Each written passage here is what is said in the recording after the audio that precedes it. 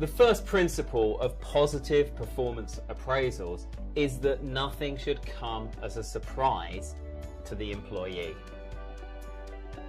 Many managers and leaders fall into the trap of doing their performance review every quarter at best, half yearly more often, annually actually far more common. And what they tend to find is that's the time when they have the open and honest conversation with their team members about what they think, about how they believe the person's performing. And for many people, that comes as a surprise. They've gone 11 months having not been told these things.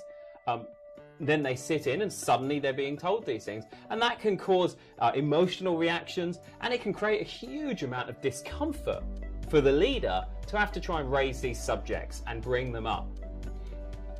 If we want to create a more positive culture around performance appraisals, we need to be having performance conversations day in and day out with our people, just in conversation the whole time. This shouldn't be a one-time annual event.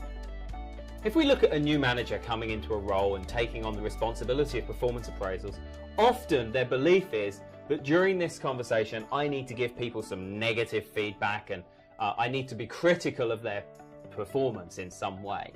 And certainly that can be part of the performance review.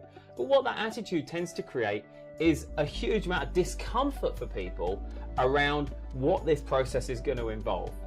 And then as a result, when they actually get into the performance appraisal, not only are they feeling uneasy, but of course that unease is transferred to the person sat opposite them, and the conversation itself can then become much more uncomfortable.